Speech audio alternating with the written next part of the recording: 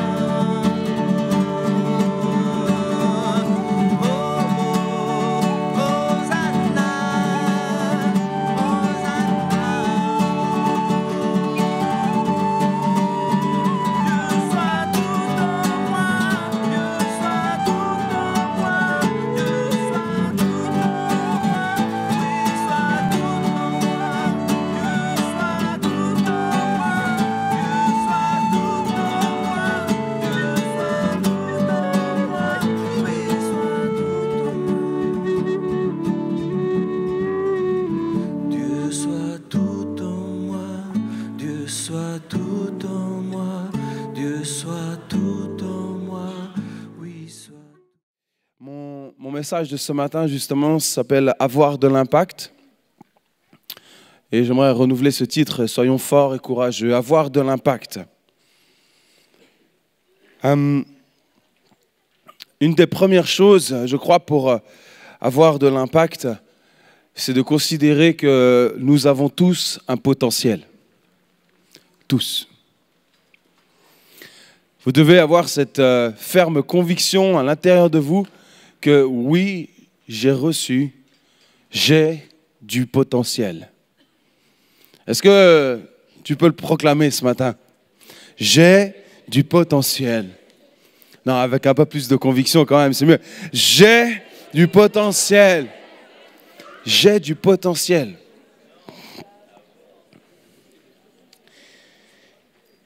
Il y a 4 ans, tout juste 4 ans, nous, en famille, nous avons eu la grâce de pouvoir acheter notre première maison. Et nous étions dans un appartement avant. Dieu nous a fait cette grâce de pouvoir acheter cette maison. Et je me souviens la première fois que nous sommes allés visiter cette maison. Nous sommes rentrés, nous avons passé le portail, on a vu le terrain, on a vu cette maison, on est rentré à l'intérieur et puis on est ressorti, on s'est dit, mon épouse et moi, on s'est dit, cette maison, elle a vraiment du potentiel. Elle a vraiment du potentiel. Et on a eu un coup de cœur pour cette maison. Et puis, on a fait ces démarches, et puis, par un concours de circonstances et des miracles que Dieu a permis, nous avons pu avoir cette maison. Mais c'est une chose de dire qu'une maison a un potentiel, et c'en est une autre, totalement différente, de se dire comment je vais transformer ce potentiel en réalité de ce que j'ai vu quand je suis rentré dans cette maison. Parce que le potentiel est une chose, mais accomplir ce que le potentiel doit accomplir, ça se fait comment à votre avis? Il faut retrousser les manches, commencer à user de l'huile de coude, comme on dit, hein? Et puis commencer à abattre quelques cloisons, commencer à nettoyer, commencer à défricher. La mamie qui était là depuis quelques années avait totalement abandonné son terrain. C'était une grande jungle dans ce terrain. Il y avait tout et n'importe quoi qui avait poussé. Il a fallu faire du ménage, il a fallu couper des arbres, il a fallu abattre des cloisons, restaurer, nettoyer, Mais cette maison avait du potentiel. Nous avions vu ce qu'elle pouvait devenir. Mais entre le moment où j'ai vu ce qu'elle pouvait devenir, jusqu'à ce qu'elle devienne réellement ce que j'avais vu, je n'ai pas attendu en disant « Seigneur, quel potentiel !» Saint-Esprit, fais les choses. Seigneur, révèle ta puissance. Fais le miracle. Mes amis, je crois que si nous faisons tout notre possible, Dieu fera l'impossible. Nous avons aussi notre rôle à jouer. Dieu a préparé des bonnes œuvres pour nous d'avance. Pourquoi? Parce que nous avons un potentiel. Et ces bonnes œuvres vont nous libérer dans notre potentiel. Vont nous faire entrer et vivre réellement notre potentiel. Ces bonnes œuvres préparées d'avance. Le potentiel, c'est le talent qui n'a pas encore été travaillé. C'est un talent qui est encore à l'état brut. Le potentiel même, ça pourrait être ce qui est de l'extraordinaire chez quelqu'un, mais qui n'a pas encore été vraiment maîtrisé. Le potentiel, c'est aussi le talent sans la discipline. Oh, discipline. Quel jargon légaliste. Vous savez, parfois dans l'Église moderne, tout ce qu'on n'aime pas entendre, on dit que c'est le légalisme.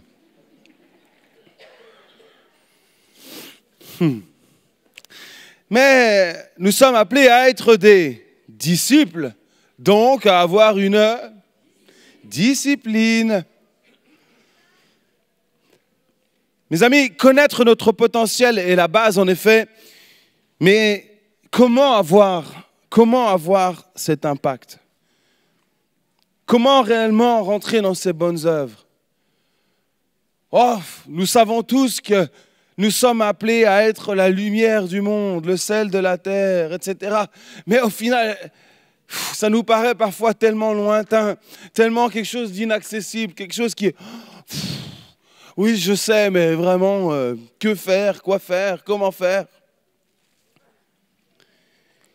Mais Dieu nous appelle à avoir un réel impact, de laisser de réelles traces sur cette terre. Laisser nos empreintes, notre marque sur cette terre. Il y a de cela quelques années, j'avais été invité par France 2 pour jouer pour une émission. Et c'était les 60 ans de l'émission Présence protestante. Normalement, vous ne devriez pas connaître cette émission puisque le dimanche matin, vous êtes à l'église, ok?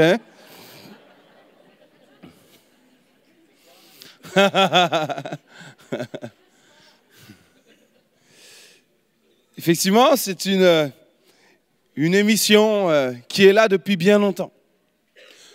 C'est d'ailleurs l'émission la plus ancienne de France Télévisions. Et puis, moi, j'étais invité pour jouer quelques morceaux pour l'anniversaire des 60 ans de cette émission. 60 ans d'émission. Et puis, au fur et à mesure que l'émission se déroulait, je découvrais un petit peu l'historique de cette émission que je ne connaissais pas. Et en fait, c'était un projet lancé par un pasteur né le 21 février 1881. Ouh! Ça paraît loin tout ça, 1881. Un pasteur français né à Épinal est mort le 18 décembre 1970. Et quand la télévision a commencé à débarquer dans notre société, cet homme a vu quelque chose. Il a dit, dans ce petit écran, je veux que l'évangile soit annoncé. Je vois l'évangile impacter les cœurs. Et je veux que dans ce petit écran, il y ait l'évangile de proclamer. Oh, je pense, je ne le sais, je n'ai pas eu le temps de découvrir cela, mais je pense que cet homme a dû être confronté à bien des choses. Et premièrement, certainement à ses collègues pasteurs ou même à certains chrétiens qui ont dit « Non, on ne touche pas aux choses du monde. Comment peut-on se mêler aux choses du monde? Nous sommes loin, nous sommes saints, nous ne touchons pas à ces choses-là. Ces choses ne viennent pas de Dieu, ça c'est sûr. » Et pourtant, cet homme a dit ici, moi, dans ce petit écran, je vois l'évangile. Je vois l'évangile être proclamé. Je vois l'évangile être déclaré, diffusé à un large public. Mes amis, aujourd'hui, bien que cet homme est mort depuis plus de 1970, depuis 47 ans, donc 47 ans, donc en fait, en quelque sorte, il a vu que quelques années de son programme au final. Depuis plus de 60 ans, et encore aujourd'hui, en tout cas l'audimat de ces dernières années, entre 800 000 et 1 million de personnes reçoivent ce message chaque dimanche. 800 000 et 1 million, entre 800 000 et 1 million reçoivent le message au travers de cette émission.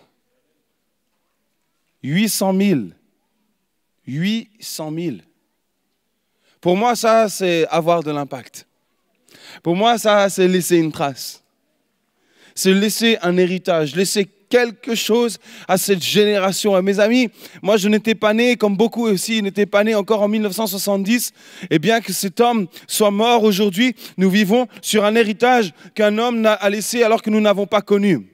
Le psaume 102, verset 13 à 19, vous pourrez lire ça. Il nous est dit que nous sommes appelés à laisser des traces pour la génération qui n'a pas encore été créée.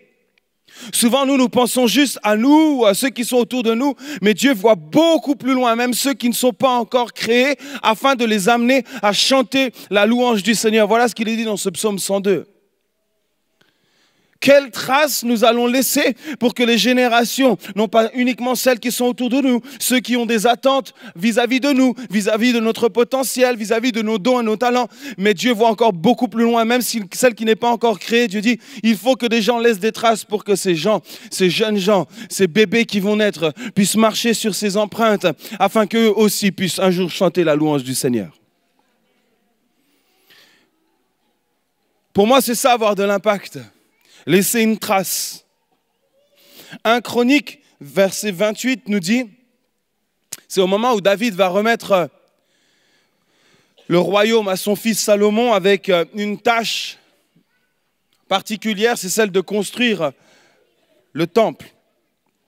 Mais David ne va pas laisser comme ça son fils sans ressources. Il va lui donner les plans, il va lui donner les instructions, il va lui donner le personnel aussi. Ressources humaines. Mais il va lui laisser aussi une parole importante au verset 20. 1 Chronique 28, verset 20. Alors David déclara, « Tout cela figure dans le document que j'ai reçu de la part du Seigneur. Ce document explique en détail la façon d'exécuter les plans. Puis, il ajouta, « Mon fils, sois fort et courageux. Mets-toi à l'œuvre sans crainte ni frayeur. Le Seigneur mon Dieu ne t'abandonnera pas.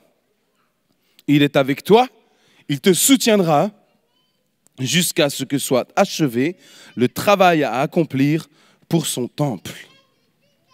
Mon fils, sois fort et courageux. Ma fille, sois forte et courageuse. » Vous savez, quand je lisais ce texte, je me dis, mais pourquoi il lui dit « sois fort et courageux » ? Il avait les ressources humaines, les ressources financières, il avait les plans devant ses yeux, il avait tout ce dont il avait besoin. En quelque sorte, on a dit, mais Salomon, il n'avait pas grand-chose à faire dans cette histoire. On aurait pu plutôt entendre dire de la part de son père, écoute fils, je te laisse ça, amuse-toi, fais une belle déco, sois créatif, sois inspiré, vas-y, amuse-toi, éclatant. Il dit, non fils, sois fort et courageux. Papa, je n'ai pas besoin d'être fort et courageux, regarde, tu m'as tout donné. Sois fort et courageux. Pour accomplir les projets de Dieu, il te faudra de la force et du courage. Il te faudra de la force et du courage. Comme pour ajouter, le talent ne suffira pas, mon fils. Ton talent ne suffira, ton statut de fils ne te suffira pas. Tu devras avoir de la force et du courage. C'est ta détermination qui fera la différence. Et je crois qu'il y a une clé importante à saisir ici.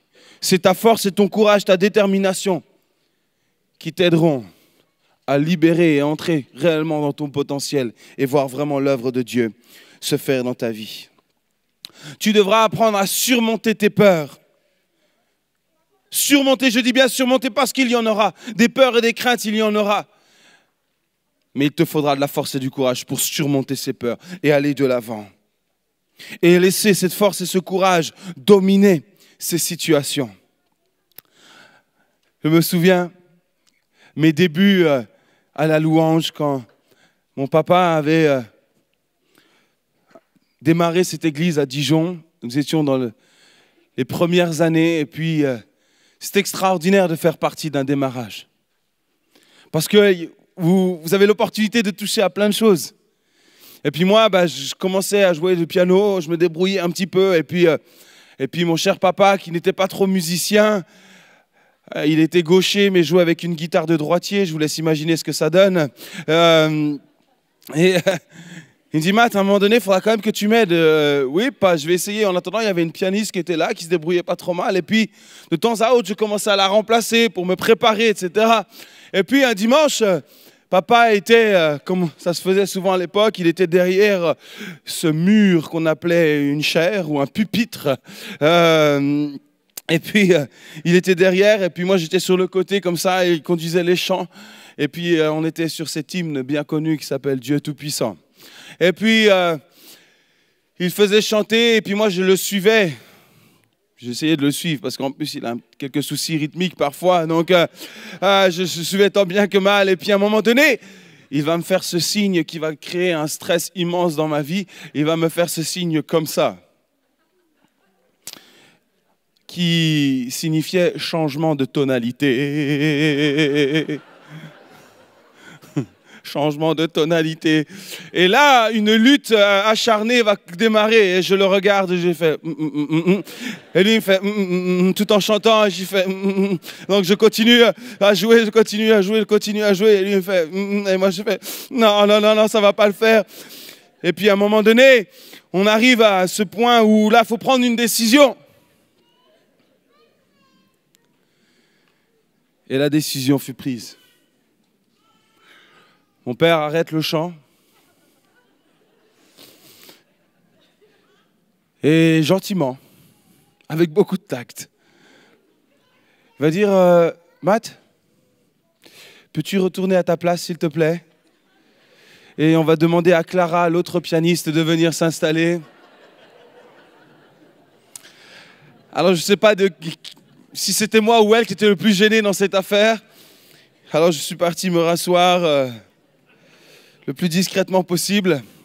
Et puis, Clara s'est levée et s'est mise au piano. Et puis, elle a changé de tonalité. Bon, ça a été un passage douloureux quand même. Mais papa, je lui ai pardonné quand même cette histoire. Depuis hier seulement.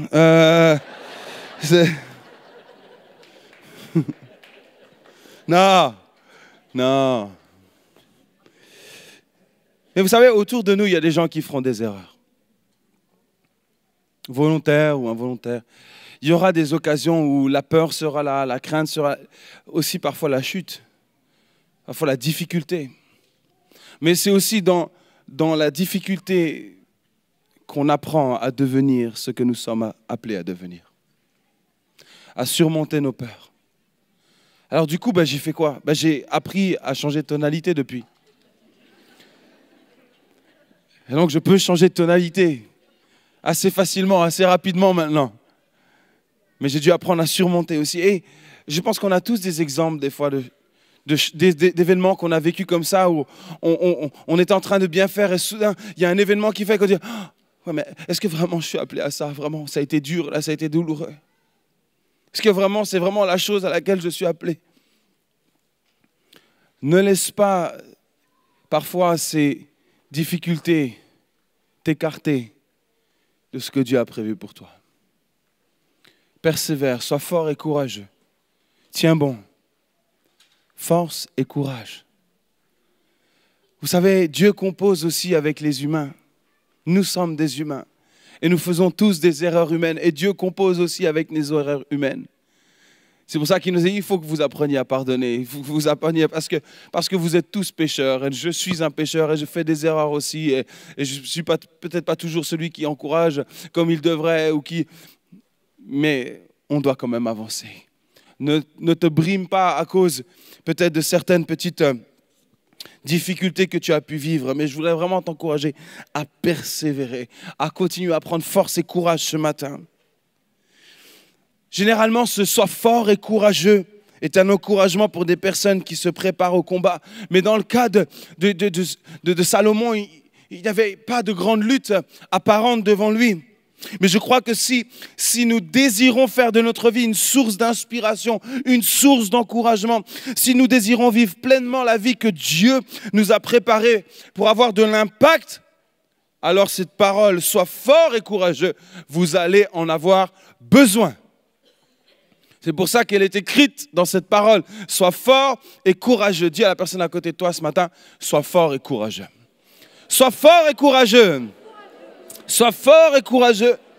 Sois fort et courageux.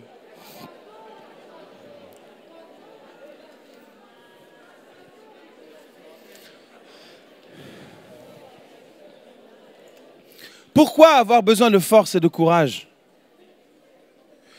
Parce que les plans de Dieu, les projets de Dieu sont bien plus grands que nos capacités humaines.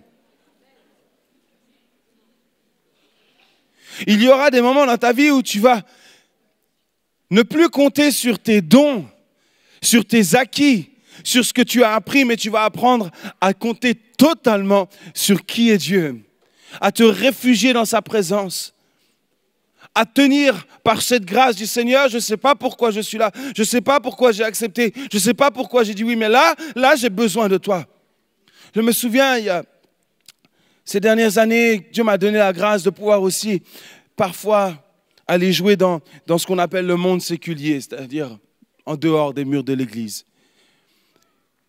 Et mes 2 derniers albums avant Résistance, c'était vraiment des albums faits pour aller atteindre, me connecter à ce monde extérieur, à celui que nous connaissons dans l'église. Et il y a bien des situations où j'étais là, où je tremblais à l'intérieur. Je dis, mais pourquoi j'ai dit oui? Pourquoi j'ai accepté? Pourquoi? Et j'ai dit, Seigneur, mais là j'ai peur. Là, mon cœur, j'avais le cœur qui battait comme ça. Mais j'ai jamais vécu ça, j'ai jamais ressenti ça. Mais j'ai besoin de ta force et ton courage. J'ai besoin, Seigneur. C'est pour toi que je le fais. Là, moi, de moi-même, dans tous les cas, je peux pas changer la vie de ces gens. Je peux rien leur apporter, juste si ce n'est un petit peu de musique. Mais toi, tu peux faire la différence. Et j'ai appris à me réfugier en lui, j'ai appris à compter sur lui. Et au moment où je commençais à venir sur la scène et commençais à chanter, je sentais que le Seigneur était là, je sentais que Dieu était là, je sentais que ce n'était pas forcément moi, mais que Dieu était en train de communiquer à ces gens, que Dieu était en train de me soutenir. Et il me dit, là, ce n'est plus moi, mais c'est Dieu qui est en train de faire le travail. J'ai appris aussi parfois à sortir de ma zone de confort. Ma zone de confort, on ne va pas se le cacher, pour moi, ma zone de confort, c'était l'église.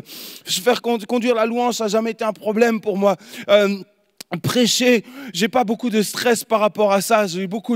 J'attends justement ces moments-là parce que c'est quelque chose qui me passionne. Mais là, aller dans le monde extérieur, se retrouver en face de Dieu qui ne vous connaissent pas, qui vous regarde comme ça et dit mais qu'est-ce qu'il me veut celui-là avec sa musique, un coin de paradis et tout le bazar, c'est quoi cette musique-là?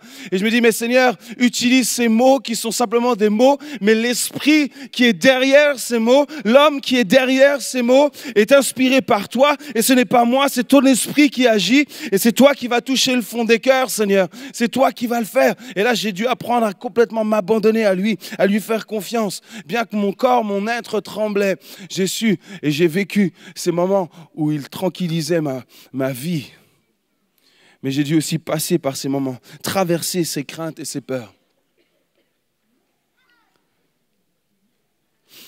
Quelque temps avant que le Seigneur me permette d'aller un petit peu jouer dans le milieu séculier, je me souviens dans un temps de prière, alors que j'étais simplement en train de dire, Seigneur, j'aimerais tellement voir des choses que je n'ai encore jamais vues. J'aimerais tellement entendre des choses que je n'ai jamais entendues. J'aimerais entendre des témoignages. J'aimerais voir des choses, encore des vies changées, des vies transformées que j'ai encore jamais vu ça. Seigneur, j'aimerais voir plus encore. Alors le Seigneur m'a soufflé simplement et dit, alors est-ce que tu es prêt à faire des choses que tu n'as encore jamais faites? La question ce matin, c'est est-ce que nous sommes prêts à faire des choses que nous n'avons encore jamais faites?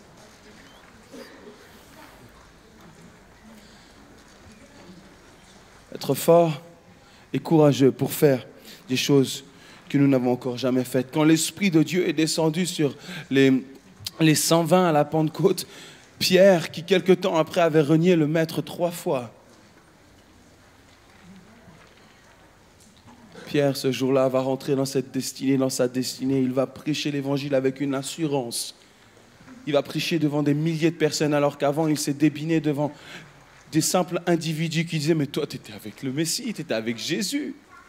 C'était avec Jésus, tu étais avec lui, là. Mais non, c'était pas moi. » Et là, rempli du Saint-Esprit, il va prendre la parole, il va prêcher. 3000 vont se donner à l'évangile. Mes amis, l'Esprit de Dieu, la puissance du Saint-Esprit en nous, nous emmène à dépasser nos peurs, dépasser nos craintes, nous remplit de force et de courage pour entrer pleinement dans la destinée à laquelle il nous appelle et à voir l'œuvre de Dieu se manifester, avoir de l'impact là où nous nous trouvons. Est-ce qu'il y a des enseignants parmi nous? Soyez un enseignant fort et courageux. C'est ça que Dieu attend de vous. Soyez remplis de force et de courage pour être l'enseignant que Dieu veut que vous soyez. Est-ce qu'il y a des ouvriers parmi nous? Oui. Soyez des ouvriers forts et courageux. C'est ça que Dieu attend de vous. Et puis on pourrait continuer la liste ainsi. Nous sommes tous appelés à être forts et courageux. J'aimerais vous lire cette histoire. En 1947, Lester Wunderman travaillait pour une agence de publicité à New York. Et un jour, il fut arbitrairement congédié. Mais le jeune homme pensait qu'il avait encore beaucoup à apprendre de son chef, du chef de l'agence qui s'appelait Max. Le jour suivant son licenciement, ce Wunderman retourna donc à son bureau et continua à travailler comme d'habitude. Il discutait avec ses collègues et avec les clients. Il participait aux réunions sans être rémunéré. Le chef de l'agence l'ignora pendant 1 mois. Et à la fin du mois, ce chef, bien connu pour son tempérament capricieux, allait vers Wunderman et secouant la tête, lui dit « D'accord, tu as gagné. Je n'avais encore jamais vu un homme qui voulait davantage un emploi qu'un salaire. » Cette sorte de persévérance et d'entêtement pour l'action fut payant pour Wunderman. Il devint l'un des publicitaires les plus en vue du siècle et il est considéré comme le père du marketing direct. On lui attribue la création de l'encart publicitaire préimprimé et c'est de lui que vient l'idée d'insérer des cartes d'abonnement dans un magazine. C'est encore lui qui a créé les clubs de livres ou de musique comme ceux qu'offrent les éditions Time Life et la maison Columbia. Alors, la publicité ne vous branche peut-être pas, mais l'action, elle doit vous brancher. Qu'êtes-vous prêt à faire pour réaliser votre potentiel?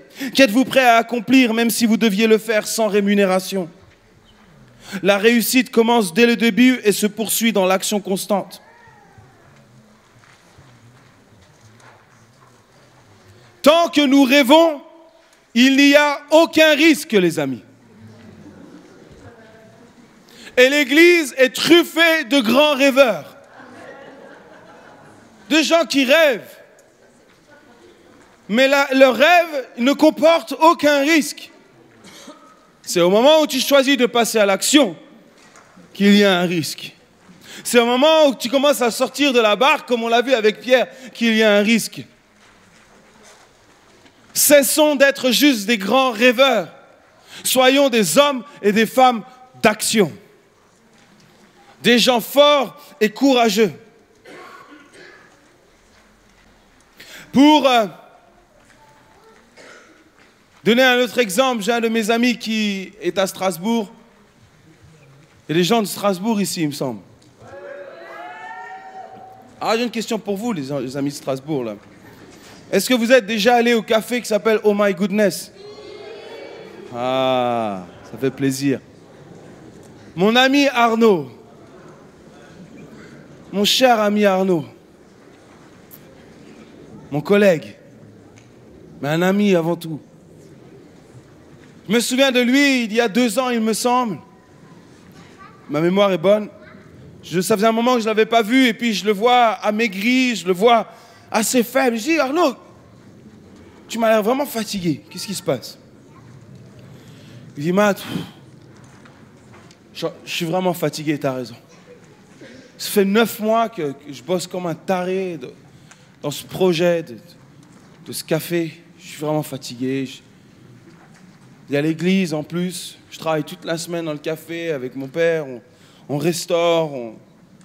Puis le dimanche, il faut que je prêche. Et puis ça recommence depuis 9 mois. Je suis vraiment éreinté, fatigué. En plus, ce pauvre ami a attrapé cette maladie de Lyme qui le ronge aussi un petit peu.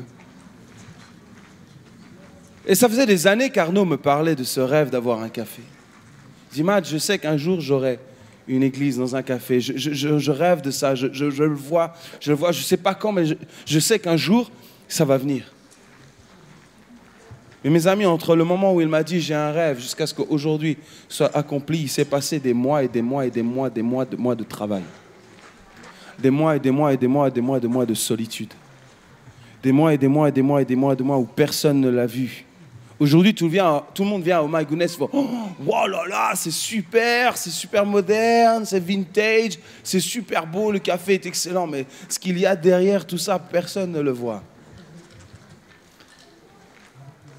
Arnaud, pendant 9 mois, s'est donné de la peine. Il m'a dit, tu sais, Matt, quand j'ai récupéré à la brocante certains meubles, j'ai tellement frotté sur ces meubles avec des brosses pour frotter le métal, que quand je rentrais le midi pour manger, je ne pouvais même plus attraper ma fourchette et mon couteau. J'arrivais plus à attraper. J'ai eu des tendinites pendant des mois parce qu'à force de frotter, j'arrivais plus à saisir les outils rien que pour me nourrir. On dirait, oh, mais c'est de la folie tout ça. Non, mes amis, ce qui paraît de la folie pour les hommes parfois est nécessaire pour entrer dans l'œuvre de Dieu. Discuter avec des gens, peut-être même comme Guy et Jean-Paul, et qui sont là depuis 24 ans, et certainement ils vous rencontreront des histoires, vous direz, mais ça a été de la folie. Ça a été de la folie ce que vous avez fait. Parce que l'œuvre de Dieu te fera penser, et fera penser les hommes que c'est une histoire de fou. Oui, parce que ce n'est pas une œuvre humaine. Et pourtant, nous sommes impliqués dans cette œuvre.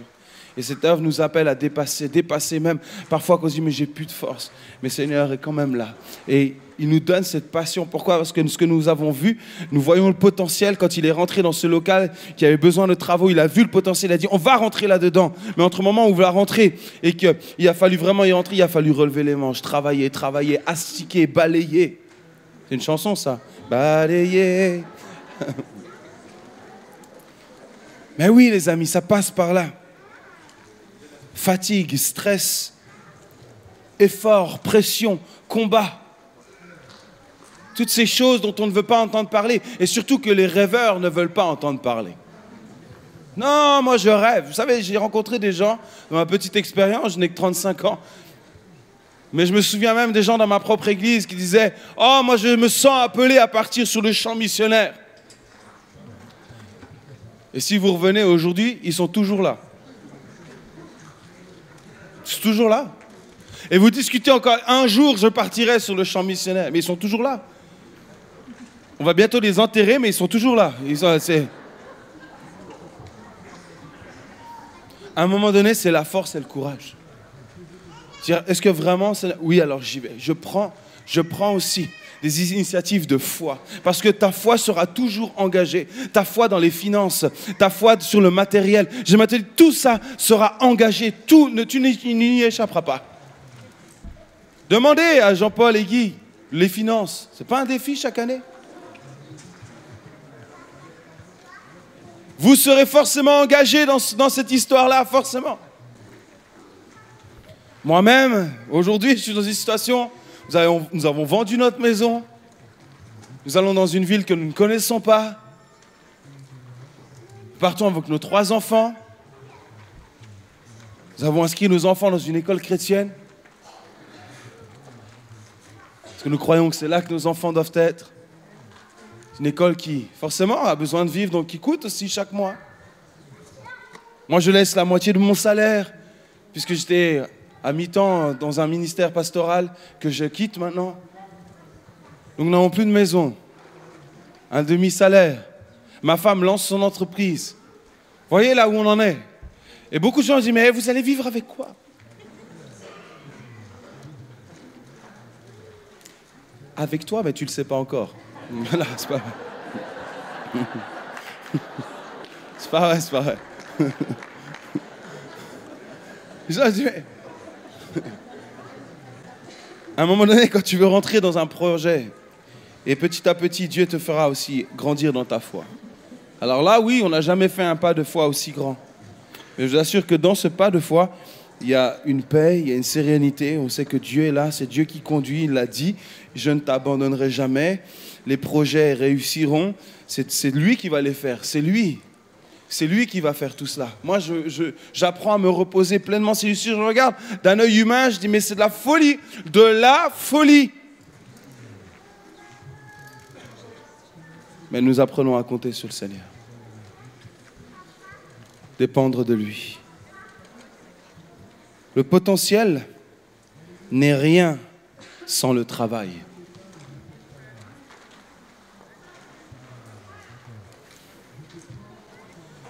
C'est toute la différence entre les rêveurs et les créatifs.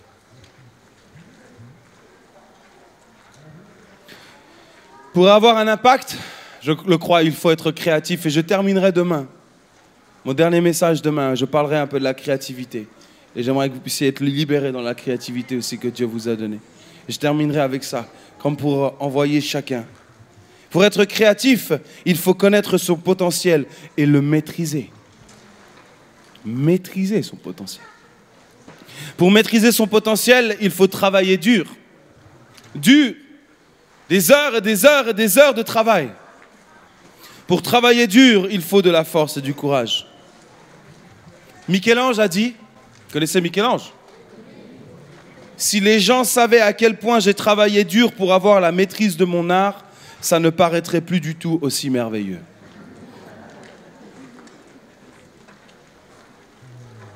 Mais oui, les amis, il n'y a pas de mystère. C'est le travail, la force, le courage, la détermination, la passion. Souvenez-vous du message d'hier. Mon objectif. Avoir un objectif. Pourquoi je cours? Oui, tu vas courir après Christ. Mais Christ va te révéler les projets. Et les projets, vont te dire, mais Seigneur, mais comment on va faire? Il y a du potentiel, mais comment? Mais parce que tu es en communication avec Christ, Christ va te donner suffisamment de foi pour croire que là où il va t'emmener, c'est lui qui va répondre. Et là, tu vas le suivre, et alors tu vas travailler, tu vas faire tout ton possible, et lui va faire l'impossible. Il dit, regarde, lui, il est rentré dans un projet extraordinaire. Il est sorti de sa zone de confort. Lui, il est prêt à voir. Vous savez, on veut des miracles, mais personne ne veut les problèmes.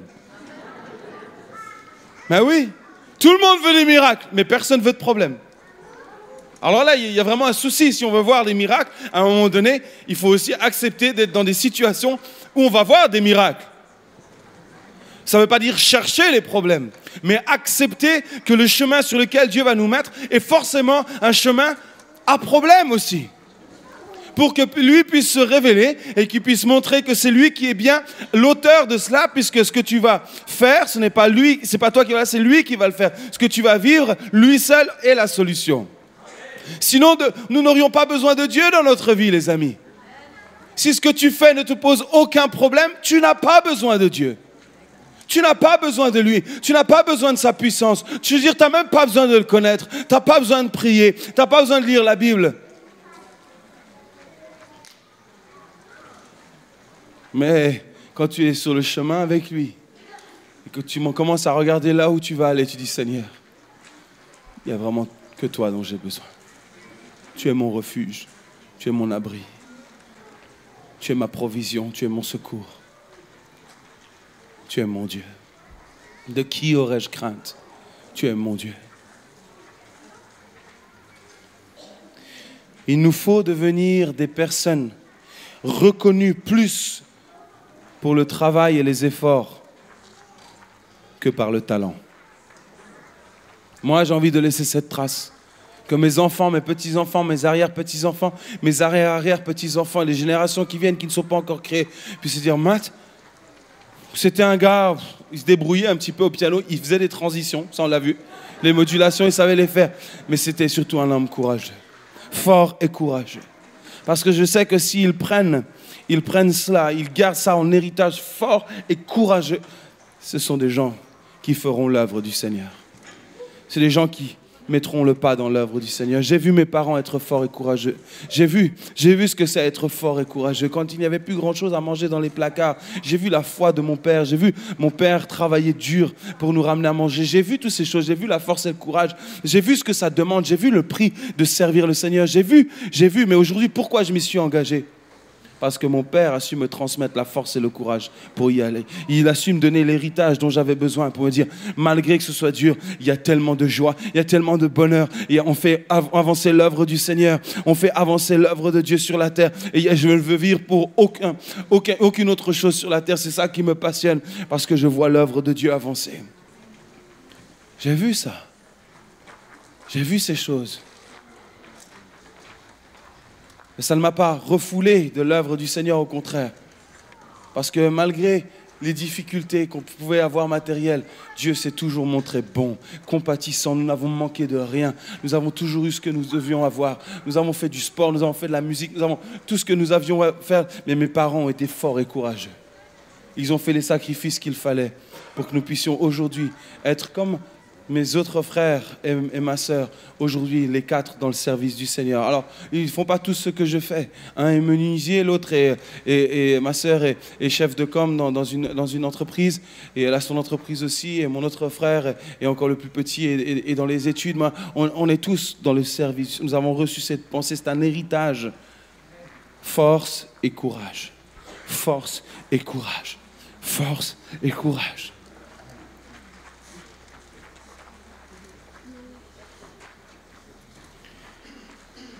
Pourquoi avez-vous envie d'être et pour quel héritage vous avez envie de laisser?